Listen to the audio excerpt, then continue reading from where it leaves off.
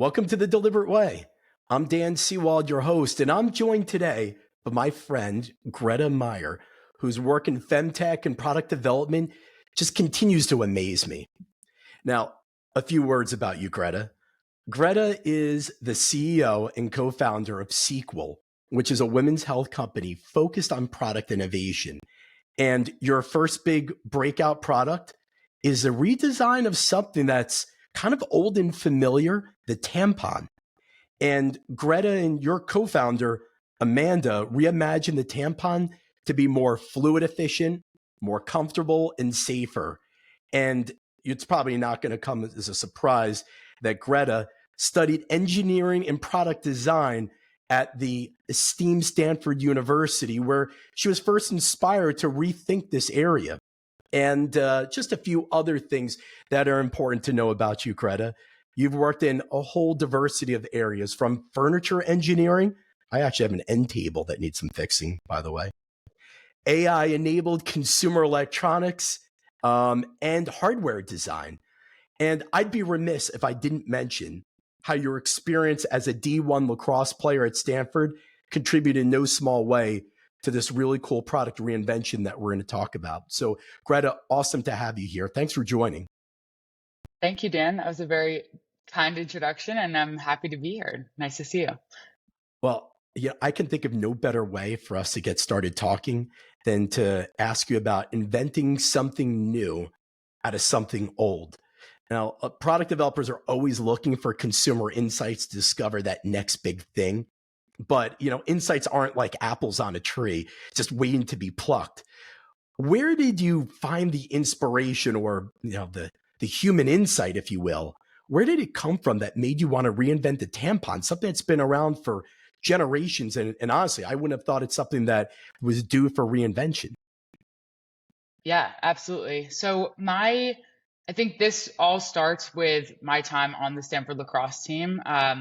One of my best friends who was on the team with me at the time was very, very vocal about not liking her tampon. And we actually had a very funny kind of situation that, looking back on it now, is almost a movie scene where we're in our dorm room together sketching ideas on sticky notes, on post-it notes. And at the time we did not come up with anything, but that was a moment of realization where, as a consumer, we were thinking, why isn't this working? We are having this need where we define as, we're running onto the lacrosse field, we're wearing white skirts.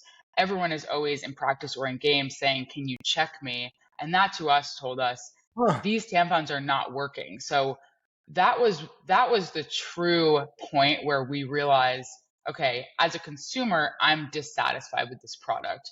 Then for Sequel, the company, my co-founder and I, this was a couple years later, were in a class project actually and tasked with a hypothetical startup. And so we were tasked to look at a need space and then do some more structured need finding. And what a friend of mine who had taken the class in years prior said, do something that you really care about, that you won't get sick of interviewing people about for the 10 weeks of the class. And so we actually had a couple boys in our class project at the time, had convinced them, okay, if you guys let us do menstrual cycles, we will do all of the user research, because obviously you're maybe not the best people to do those interviews. And that was a really wonderful partnership where we were able to have this structure of a class to do this research, and found a lot of data to support our anecdotal experience, which was 70% of US women use tampons, but there's high dissatisfaction with those. So what we define that as is, when people are using tampons or preferring them, they're also using a backup method. So period underwear, panty liners, because they think, oh, I think my tampon's going to leak. I'm not sure how long it's going to take. And so then we started looking at, why was that? Looking at the fluid mechanics behind it. As you mentioned, we've made something that's designed to be more fluid mechanically efficient. So in that process, we started looking at the construction of the tampon, really where the fluid was going, why there was premature leakage, and found that it was due to these linear channels going down the side being the most prominent feature.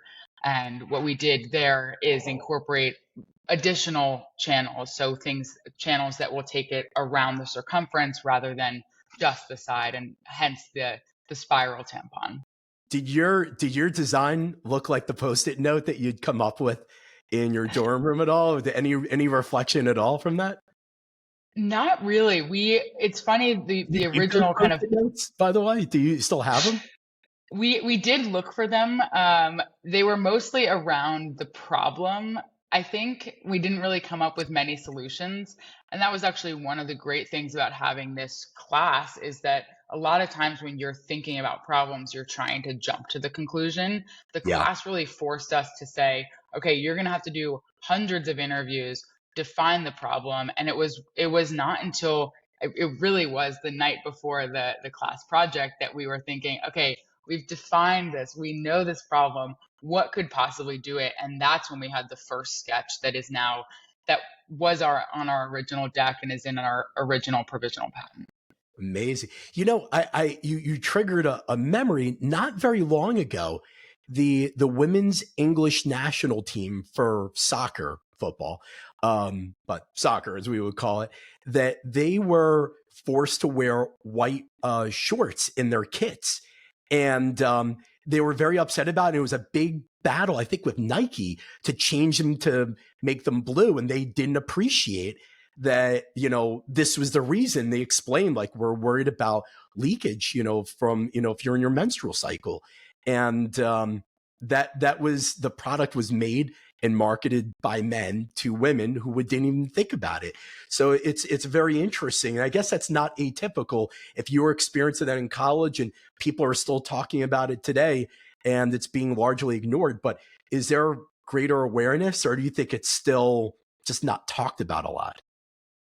Yeah, absolutely. I mean, I think there are many trends there. You mentioned one, which is the changing of that color, and we actually saw that also reflected in Wimbledon. They changed their all whites rule, so that you can wear a different color bottom, which is pretty amazing just in terms of the response that people are actually open-minded to it once you do talk about it. But we see that, I think you're bringing up the idea of taboo, where you're not, for the norm is that it is not a comfortable thing to talk about, something that you might not want to bring up to your head coach or your equipment person. And the reality is, and this is what was the most astounding, I think, when we first started thinking about this, is on game day, we're getting there. They know what we're eating 24 hours before the game. We're getting there 8 hours before. They know what socks we're wearing, how our ankles are taped, every little detail to make sure that you're fully focused on the field. But this is such an afterthought because it's not really talked about. It's so interesting, even to your point about Wimbledon, so difficult to change that idea of whites on the tennis court. It's always been a tradition. You wore a white top, a white bottom. It's amazing that they're able to create a shift there because they're so steeped in tradition, and traditions are hard to break. But Absolutely. very exciting. Well, I want to take another step back for a moment. Dozens of friends and colleagues tell me that they want to be an entrepreneur too. And there's a lot of romanticizing about startup culture with this nonstop reel of Shark Tank episodes. And, it's always running and everybody's kind of wants to be an entrepreneur. Why did you go the startup entrepreneur route? You're at Stanford. You've got a promising career. You could probably go to most manufacturers or any large company. What do people not know that they should know before entering this world? And why did you go this route versus a traditional corporate route? Yeah, I think the word that you said was spot on, which is it's very romanticized, especially at a place like Stanford. We were encouraged to explore those ideas. I think it's wonderful to be surrounded by such an entrepreneurial spirit, and definitely does produce some amazing entrepreneurs. But you do get that cohort of people who they are more obsessed with the idea of not having a boss, or being being thought of as a founder or a visionary or something like that, Yeah. and don't necessarily appreciate what the day to day is or what that truly means. And so I think I was definitely not in that camp. I was interested. Obviously, these are amazing stories that you're surrounded by, but I think the one that's stands out as well is the one of someone like James Dyson, who was kind of thought of as crazy, or it was delusional for thinking that, making something in a vacuum would be um, a great business. And so what we end up seeing is really the positives. But if you think about what Dyson as an example was, the year before they made their big break, I think had been working on this project for 20, 30 years without making any money on it. And that's 5,000 really, iterations? Is that, I don't know if I made that up or I've read somewhere like he had thousands, somewhere like 5,000 iterations, with little tweaks, which that could take decades, I think. Yeah. yeah. And it was not, there are a lot of sacrifices that you do to make that possible. So for him, it was, financial security of his family. I think there was a lot on the line for him. He had this conviction, this belief, and that conviction in, okay, iterating on this and failing many times is going to yield something beautiful and amazing.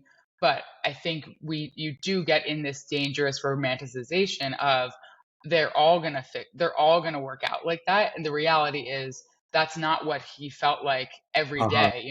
It was probably a very challenging environment for him, and maybe for him at home, because he put so much on the line for that. So that's what I would say, is that it's also, in retrospect, if something goes right, it's the, okay, I jumped off a cliff and learned how to fly on the way down. And that's, in fact, a very true metaphor. However, in the moment, it is a calculated decision based on many small risks that you're taking. So for me, it was not, oh, I have this idea, let me throw everything to the wind. We 6 months later, we graduated. That was really important. We did not drop out of school. And in fact, I didn't forego, I had a full-time job that I was going to be starting, and I didn't throw that away until many months later. So I just talked to my boss and said, do you think we could push off the start date? I really want to explore this idea. Full well knowing, you're signing up for something that's very high risk. And I Is think your, that's something that is your former you boss also have still to waiting? remember. Is he or she I still think, waiting for that, or no?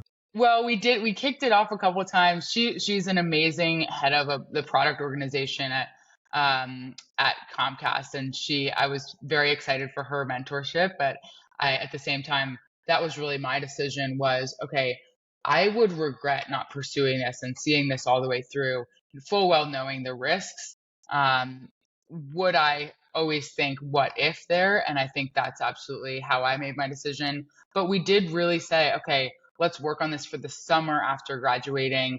Let's see what we do. Then I pushed my start date to November. And then when we first took on investment, that's obviously the inflection point of, okay, I've made a commitment now to my investors, and I won't be coming to join you guys. Oh, that's when it gets very, very real, when there's actual dollars that are in there. You're right. Well, Yeah. tell me a little bit more about your journey. So, how long did it take you to be where you are now? And what do you think is the next big milestone, kind of looking forward? So, looking back to from where it took you to where you are now, and what's the next thing after that? What do you think? Yeah, so we started in 2019, so it's almost 5 years later, which is just crazy to think about. Obviously, it's one of Pre-COVID. those, yeah, fully pre-COVID, completely different world. We were coming into this new startup with a lot of R&D in front of us. And I think that's, if I had to say, what chapter did we just have for the company and what's in the future, we have built up this technical moat. And it's connected to the reason why a lot of companies don't innovate in the space. That was one of the insights that we had when we were Mm. looking at the competitive landscape, and maybe why all the tampons had the same feature and no innovation. Was there are a lot of new brands, but when you kind of peel back the curtain there, they're private labeling. So they're not actually creating a new product. They are just licensing or using another product with their branding and their marketing. And so I think that also indicated to us, right, there's an opportunity here. There's a couple reasons why people haven't innovated in this space. And those are the three things that we've really focused on. So One is the IP. Obviously, we're going up against some pretty large companies with sharp elbows in the IP space. That's been a huge priority for us, is just establishing that portfolio. So the count today is, I think we have 12 that are cleared and 8 that are pending. And that's been a big initiative internally. The second is manufacturing. So over the past couple years, big focus has been how can we make this at scale? Obviously, need to make the unit economics work out and be able to mass distribute this product. And then the third is the FDA clearance. And so we achieved that last year. That's, I think, a huge reason why a small company might see tampons specifically as something not to mess with, because you don't really want to be a medical device spec developer or distributor. But those are the three huge milestones that we've really been focusing on for the past 5 years. In terms of what is next, Yeah, it is that next chapter of bringing this product to life. So that's what I like to think of it as. We have our moat. Now, how do we distribute this to people? How do we get into this commercialization phase, which is a huge gear shift for the company as R&D, R&D, R&D, just get to the legal ability to sell this product. And then now it is, okay, how do we get this to people, establish our key metrics, and really develop some traction in the market? I mean, it's been 5 years and you've hit a lot of really big milestones, manufacturing, IP, clearance from the FDA, and now you're starting to get it out in the market. In the early days of Sequel, did you have a moment where you thought, what if this is a fringe product and people aren't going to try it? What have you done to overcome that worry? Because everybody's got that fear of that product I'm developing. Maybe I'm a bigger and more ardent supporter of it than the market will be. How'd you get over that worry? I think that's a very accurate feeling of that kind of doubt. I think one thing that is connected to that is something that one of our investors and advisors, who actually taught this class called Launchpad in the design school, in the D school at Stanford, encourage us to do, is get out of your own, like, you could sit at a desk and do this for 5-10 years, but he really is, his emphasis is really on the voice of the consumer. And so if you can keep that close to you, that not only guides you back when times are maybe when you're doubting yourself, but also if you are just looking at this as a theory without the voice of the customer, you can get really off track. So I think in terms of is it a niche product? I think that the data kind of speaks in terms of how big the market is, how many tampon users there are, and then the knowledge of how many manufacturers there are. We just knew there's a white space there. But in terms of, will people try this? Will they be interested in this? That kind of validation comes from just continual voice of the customer work. And I think that stuff happens now, even with feedback from our website, our packaging, our boxes, and now we're actually finally at the point where people can try the product and say, okay, here was my experience. This is what I felt. This is what I expected. And I think that is really motivating to be there. I mean, just kind of building on us a little bit. So this may be a little bit of a loaded question, but what's been the single biggest stumbling block or obstacle that you faced in turning this idea, which was sparked in a class, and also your experience on the field, into a real viable business? I'm sure there's many hurdles to clear, but what do you think's been the biggest stumbling block that if other people said to you, what are the things that you really have to look out for from your experience, what would you point to?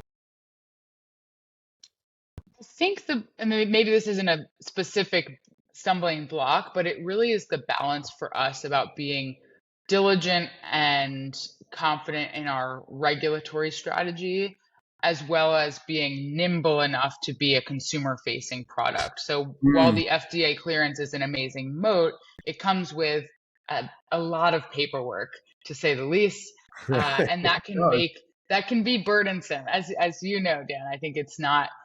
We're not Sometimes able. I feel like I'm swimming through design history files and other materials. Yeah.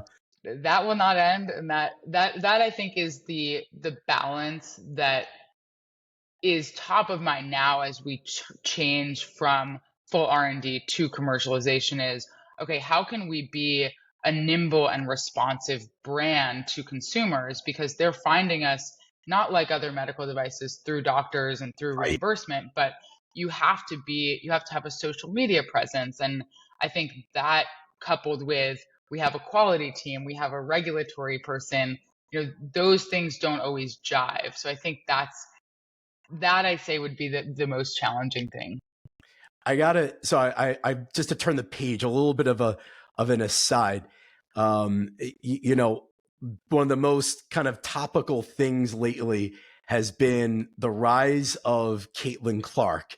And for those who've been living under a rock, they wouldn't know that Caitlin Clark is like the biggest sensation. She was just on Saturday Night Live.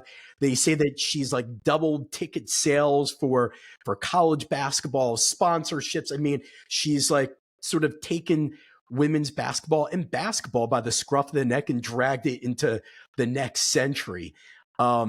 Is there a Caitlin Clark effect, do you think, for other areas like women's entrepreneurship and not just sports but beyond and further? What do you think? I know it's a little bit of a non sequitur, but I felt like I had to throw it out to you since this is very much in the crosshairs of the work that you do. Yeah, we have been obviously cheering her on, and watching the tournament this year was just so much fun, especially contrasted with years past where there was much less viewership, or maybe just fewer of your friends watching it and talking about it. So it's been an absolute just treat for everyone. I think the question about how it relates to other industries, I'm not sure there's a direct effect there, but I think for us, we're really positioned as a product for athletic women. And so we are very much grateful for this kind of wave of attention that is coming, especially as we're talking to professional soccer, basketball, and many other sports teams in the US. I think the thing with Caitlin Clark is that she has brought attention to not only her games but the entire tournament. So people were watching all sides of the bracket, and really it has benefited many other players as well as brought attention to how much media it takes. It takes some investment to even get those games streamed, but then when you do that, what happens after? And I'm hoping that kind of case study can be an example of, okay, maybe some of these companies, or for example, I think you're bringing up a great point about female founders. If you have fewer games streamed, obviously your viewership is going to be lower. So that kind of chicken and the egg, where we're seeing, all right, let's just take some star power as a catalyst to really make this a big splash. My hope is that we see many more case studies like that in the future. And I'm wondering, I mean, this is a bit of opining. Is there a Caitlin Clark effect for things like FemTech, where in the startup space, in that an area which was underrepresented by women, all of a sudden there's somebody that's been a trailblazer. Who's the Caitlin Clark for startup entrepreneurs? It could be you, Greta, but what your thoughts? Like, is that something that's still kind of, there's a yawning need? As we see, there's underinvestment in female entrepreneurs and in common areas like that. Your thoughts?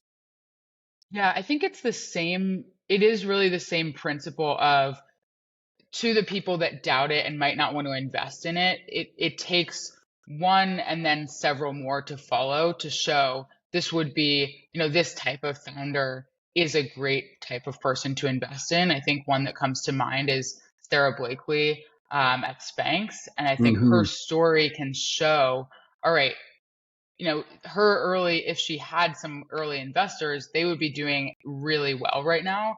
But the fact that she struggled through those early phases really shows her grit and tenacity as a founder, and then can also open the eyes of potential investors to say, not only is it, I think there's a little bit of a, oh, this would be, in FemTech, people say, okay, I don't invest in that niche, but it's not, we have to get out of thinking of it in that way and think of it Hmm. as it's an investment opportunity like any other. So that is really our duty as founders in this space, is to not focus on the you should invest in more female founders, but focus on the this is an opportunity like any other, and I'm gonna do the work to show you that.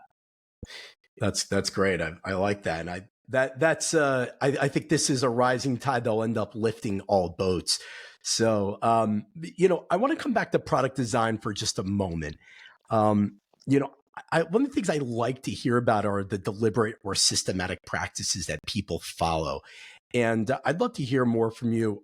Are there particular more deliberate practices that you recommend to people who are trying to create a new product idea, but they're just not sure how do I go about doing it? What are some of those deliberate or intentional practices that you've used that you would recommend for other people to do? The top one is really, it connects to the voice of the consumer point that I had mentioned before.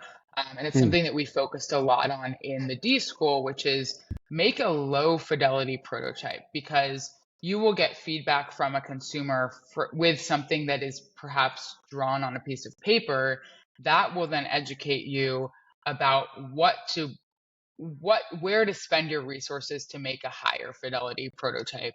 And I think what we see a lot, even in software, even in apps, is okay, I'm going to go build V1 of the app and then show it to people, even if they're beta testers. What we learned and what was hammered into my brain is that even that is too high fidelity. You need to be showing them, a drawing of a phone with three things on it, or talking them through a scenario about what that app might be able to do. Because I do think we get so focused on the type of solution that we're not really listening to the consumer about what that should look like.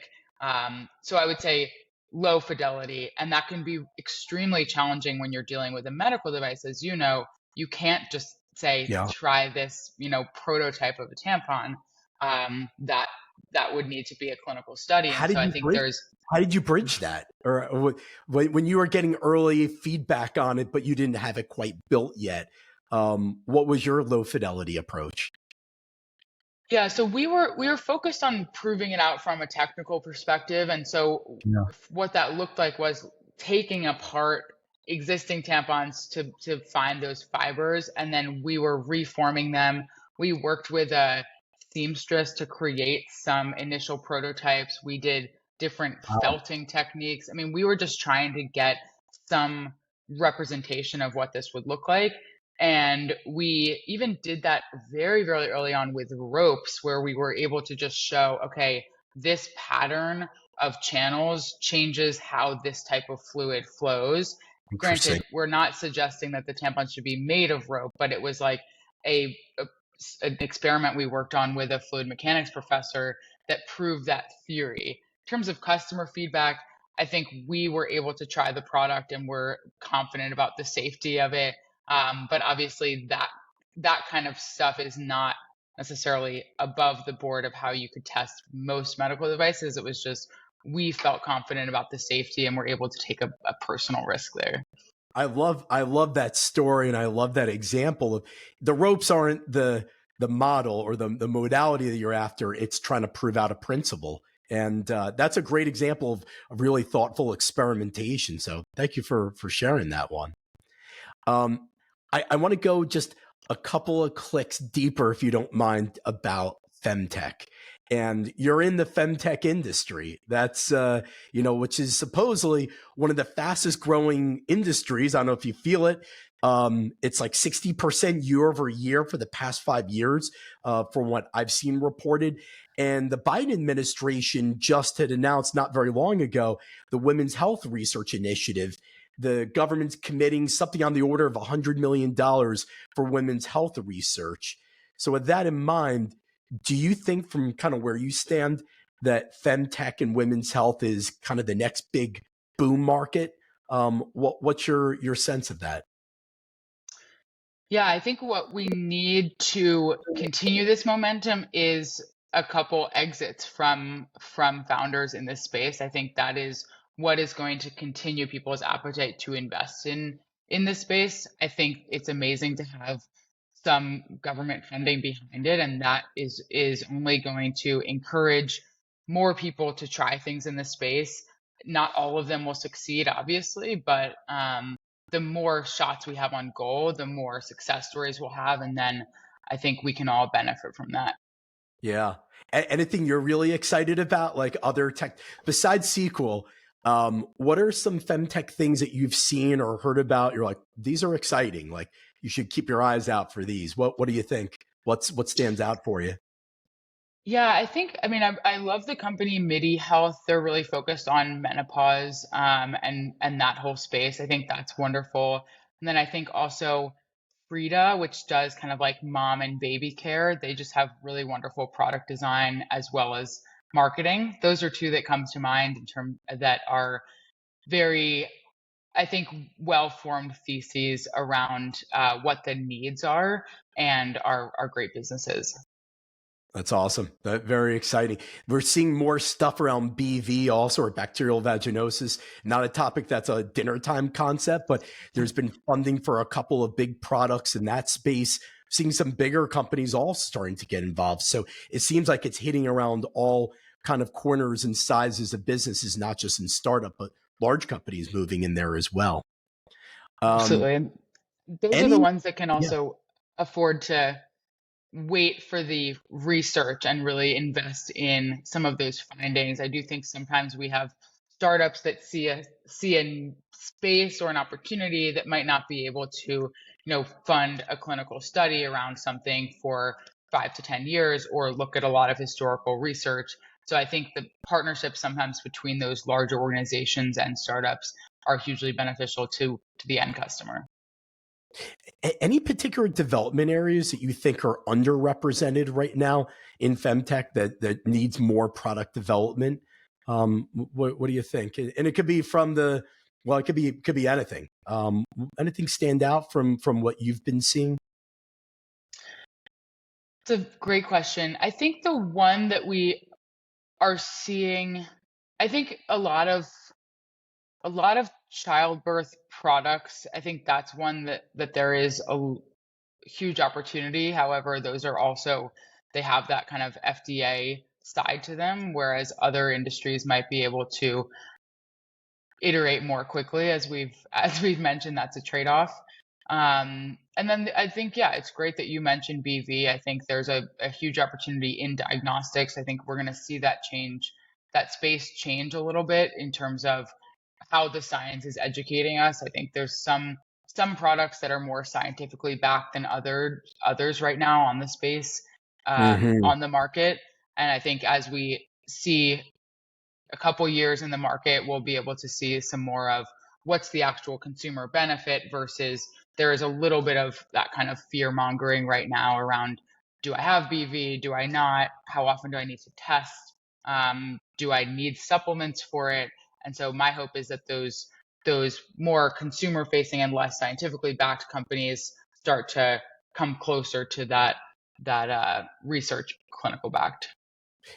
I mean, and I have to ask you. It's men generally don't want to discuss menstrual cycles. It's just for whatever reason, it's not really like the barroom conversations that guys seem to have. But even beyond that, I was looking before 2016. Most of the research on menstrual cycles, it was just limited to a few thousand people. It was very small sets of data. And now there's literally tens of millions of records, a lot of structured data that's available around about menstruation, menstrual cycles. So there's been an explosion in data and availability. What's your thought about that? Why have people become more comfortable talking about it, researching it? What's changed in the past 5 to 10 years?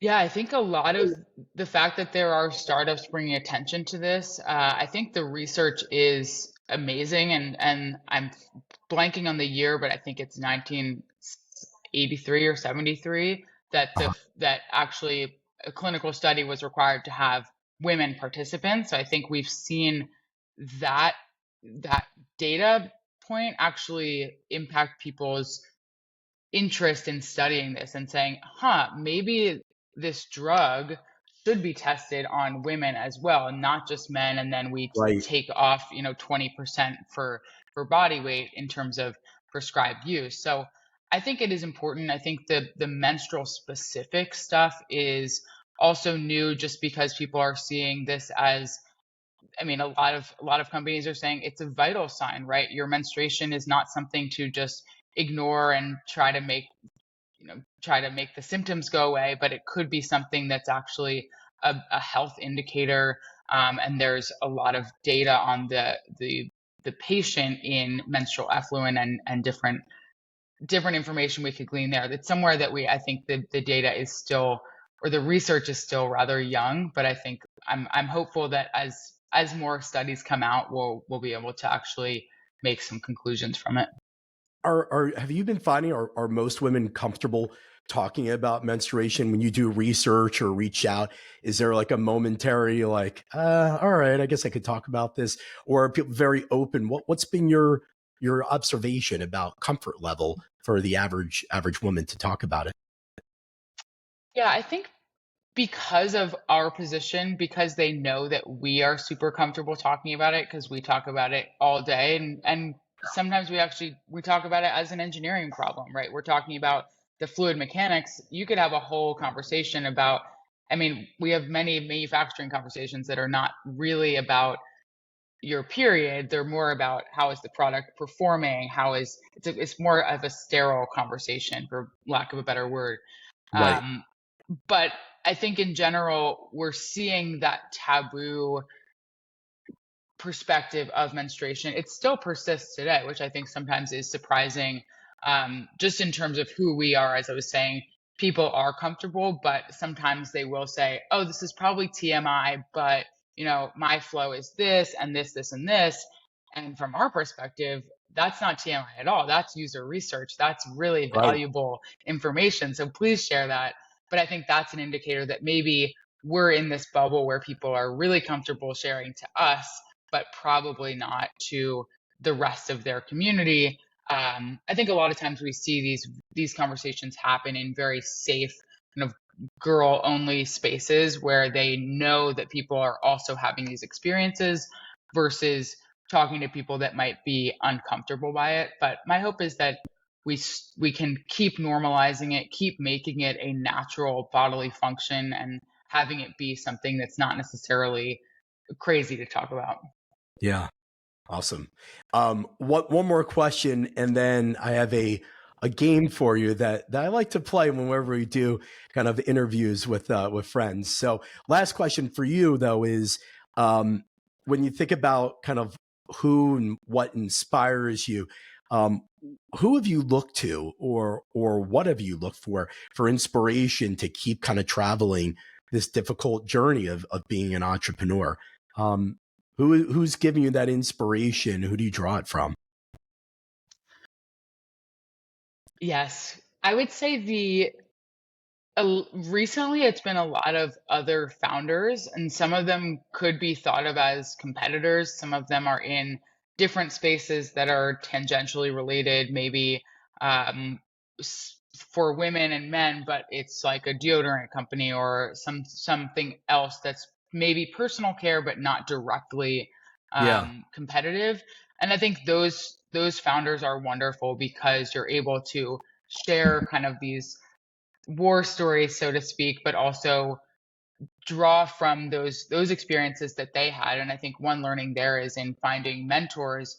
Yes, you can find someone that exited, an amazing company that they started 20 years ago and had a great story. They might not actually remember what you're really going through right then. So I think the most helpful people are those that are, 1 to 2 to 3 years ahead of you, where they're still not really, on the other side, so to speak, but yeah, they are further along and they can help guide you through that. I think those are the people I draw inspiration from, and I also try to kind of pay it forward and back in terms of talking to students. And that's where we were several years ago, and saying, here's how I would think about it, here's what I wish I knew at your stage.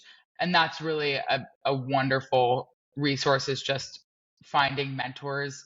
I also think you can find a lot of that on podcasts. A lot of that is not just through networking, but people are pretty transparent on talks like these, Dan. Yeah. Well, you've given a lot of wisdom already. I'm going to recommend it to anybody who's a startup entrepreneur looking to start or continue. Well, awesome. I've got one more thing for us to do together. It's a little game I call Myth or Reality.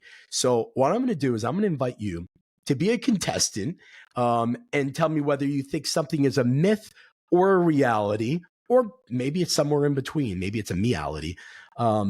And I'm going to present that to you, and I'm going to ask you just to elaborate a little bit on your answer. How's that sound to you? I'm game. All right. Ready? Here's the first Ready. one. Your big ideas come to you in a momentary flash of insight. Is that a myth or a reality? I would say that is a myth. Tell. I think you can have an insight, but I think the true work comes through thinking through it and thinking through the details. And that an insight doesn't come without months or hundreds of interviews or a lot of work upfront. So it's not like you would just be walking down the street and something would come to you. You would have, that would be, if that does happen, that's a product of a lot of work beforehand. I'm buying what you're selling on that one. I'm agreeing that that's more of a myth. All right. Myth or reality? If you want to succeed, you need to be first to market. I would also say myth. I think there are some industries where there is a first mover advantage, but if you are a second to market, third to market, and you have, I think that can often be an advantage because you can learn from the first one and say, I think they went wrong here, here, and here. I'm going to actually do this differently. I'm buying on that one too. I like that. I agree. And if that was true, that wouldn't bode well for your business or mine for that matter. So I'm That's right. absolutely in agreement on that. All right. Next one. Myth or reality? Customers generally know what they want.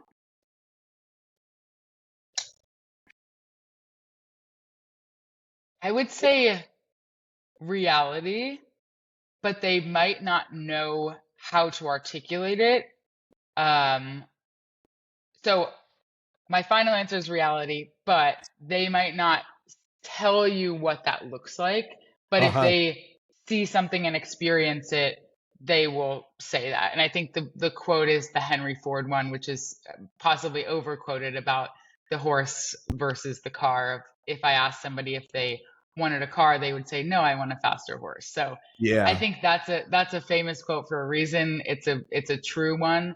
But if you had somebody use a car, then they're going to say, this is awesome, of course. And so you do all, like, if I'm Henry Ford in that moment, doing all these interviews, finding people that saying, I want a faster horse, he's going to then look at that and say, okay, how can I make that happen? I probably can't come up with like this God created animal in a different form. What are they really saying? I want to get from A to B faster. And that might be his inspiration. Yeah, the job to be done. Yeah, that's a great point. Good use of the Henry Ford quote. It is definitely oft quoted to say the least. Yes. All right, going a little further down the lane for startups. Fast growth comes first, profitability later. Is that a myth or a reality? I would say maybe in 2021, that would be reality. Right now, absolutely a myth. I think the market right now it's not necessarily even about speed of growth, but I would say profitability as a product of like organic growth a lot of times is you really have to have the fundamentals, and there's not money flying around like there was to say figure it out later in terms of profitability. So I think that can ebb and flow with the market. I think right now definitely profitability or some path to it first. All right, I'm buying on that one too. Myth or reality? Startup entrepreneurs are fine to go it alone, versus having a partner? What do you say? I think that is true. I think there are pros and cons to both approaches. It really depends on the person. I know a lot of wonderful solo founders and co-founders, and yeah, there are pros and cons to each approach. All right, last couple.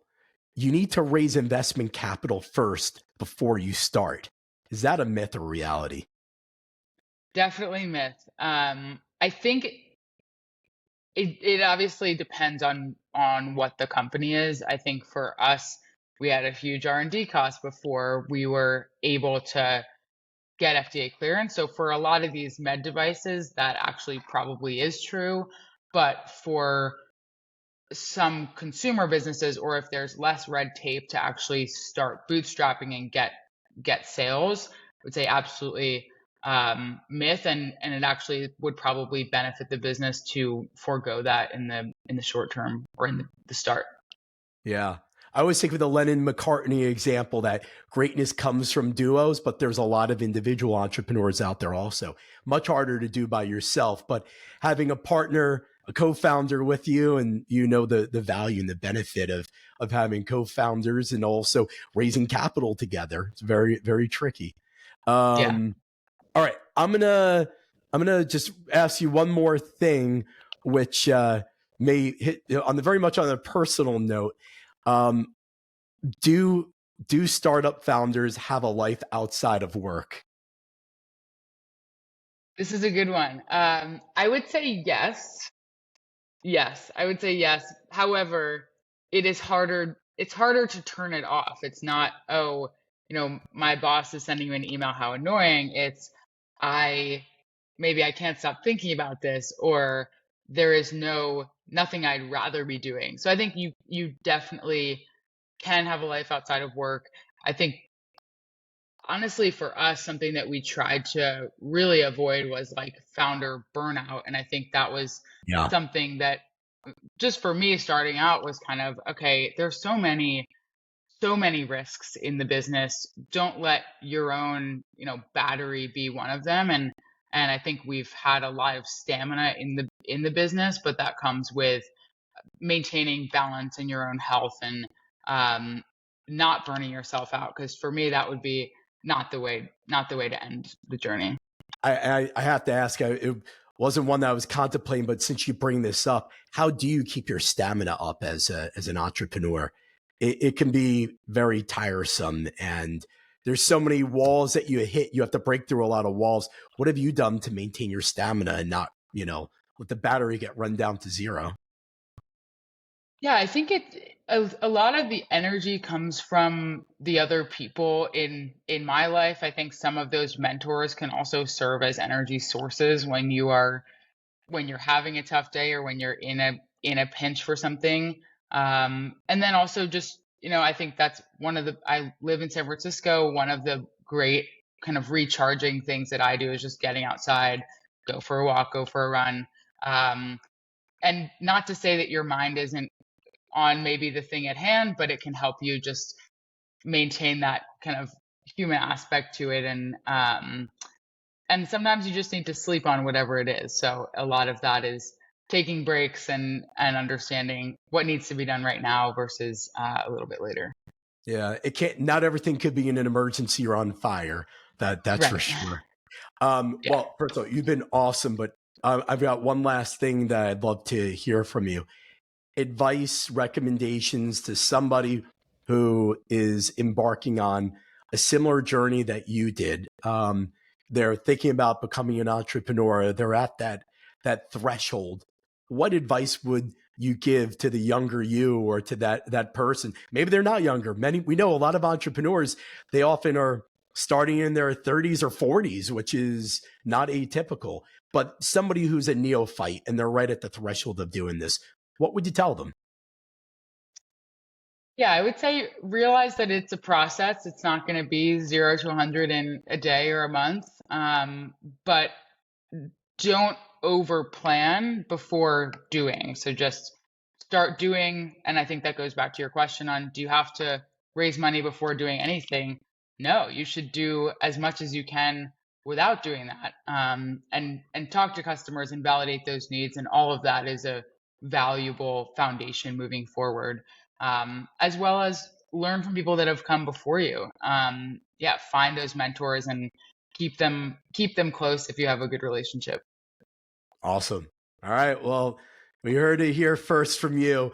And I can't wait to see sequel on the store shelves sometime soon and hearing about maybe Caitlin Clark or other people using the product and highlighting it. But that's hopefully sometime soon. But Greta, what a real honor treat to have you here.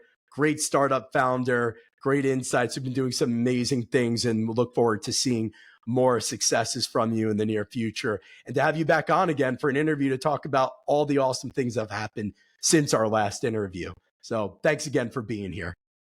Thanks for having me, Dan. Appreciate it. Great to see you. All right. Well, until our next episode of The Deliberate Way, we'll see you next time. Bye.